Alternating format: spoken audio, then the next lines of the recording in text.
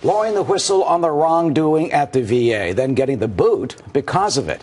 That's how some frustrated staffers described their experience there. This all during a hearing before the House Veterans Affairs Committee last night. One of the former VA employees is Dr. Catherine Mitchell.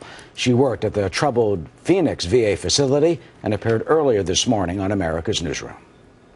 Nurses would directly impede my care, as far as not doing my orders, not giving me a verbal report, not even handing me EKGs or answering simple questions like, who's the charge nurse? There was more to the retaliation. My proficiencies dropped. I have, according to my proficiencies on record, my ethics are just whatever is barely passing. The same thing for my medical skills and my administrative ability. Well, Congressman Phil Rowe sits on that committee and heard firsthand the stories that were exposed last night. You know, Congressman, this is really so disgusting. I mean, it is so offensive. Not only the allegations that the VA routinely retaliates and punishes these people, but they also spoke of the agency covering up lying and even engaging in major medical mistakes at the expense of our veterans. What's your reaction? You know, I have some of these meetings, and we've been through hours of them now. It's been astonishing to me. I'm a veteran, and I'm a physician. And I have a veterans hospital back in my hometown of Johnson City, Tennessee, a mile from my front door. And good people get up every day and go to the VA hospital to work. We know that's going on right now.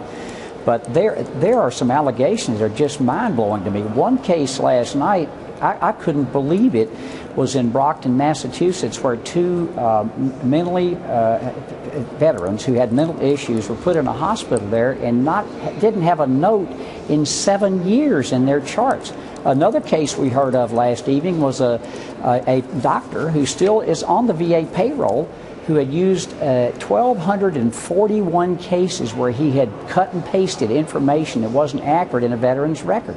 They should be fired immediately, those people. And this is going on right now. And I said this last night. As a doctor, I use trust to do a lot of things to patients. And the VA is losing the trust of veterans and certainly losing the trust of this congressman. As a doctor, how do you feel about this? And where has that failed?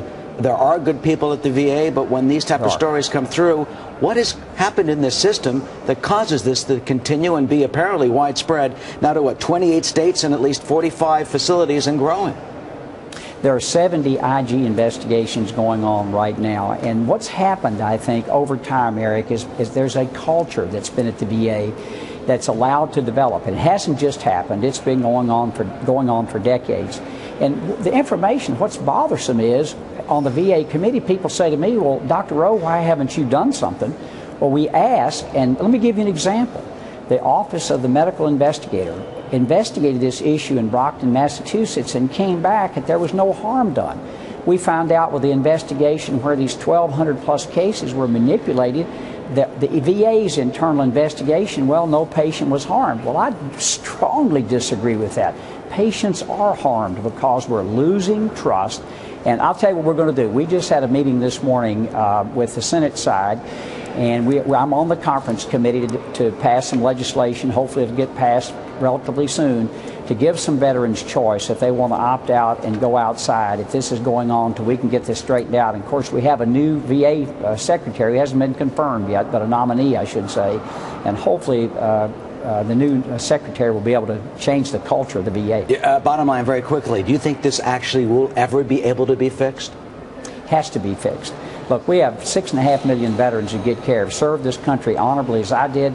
We owe it to them. It's a solemn promise we made. We must keep that promise. We have to get this right, Eric. Congressman Phil Rowe, doctor, veteran, who's now on top of this case. Congressman, thank you for joining us this morning. Thank you.